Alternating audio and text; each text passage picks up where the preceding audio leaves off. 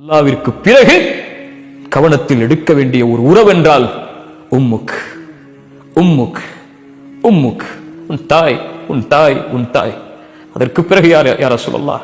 உன் தந்தை. அனிஷ்குரிலி வலிவாலிதைக், பெற்றோர்களிடத்தில் நல்ல முறையில் நடந்து கொள்ளுங்கள்.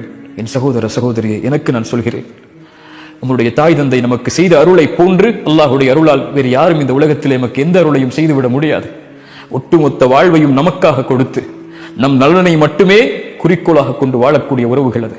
குறிப்பாக தாய் தன் எதிர்பார்ப்புகளை, தன் ஆசைகளை, தன் எண்ணங்களை, தன் வயதை, தன் வாழ்க்கையை, ஒட்டுமொத்தத்தையும் தன் பெற்றெடுத்த பிள்ளை நலமோடு இருந்தால் போதும் என்று கழிக்கக்கூடிய ஒரே உறவு இந்த உலகத்திலே தாய் மட்டும்தான். அந்த தாயை நோவினை செய்து, அந்த தாய்க்கு சேமத்தை கொடுத்து, அந்த தாயை தள்ளி வைத்து விட்டு, அந்த தாயை உதறி தள்ளிவிட்டு எந்த ரப்பை வணங்கப் போகிறோம்? அல்லாஹ்விடத்தில் நேசத்துக்குரிய அமல் தாய் தந்தை இடத்தில் நல்ல முறையில் நடந்து கொள்ளுதல். அஸ்ஸலாமு அலைக்கும்.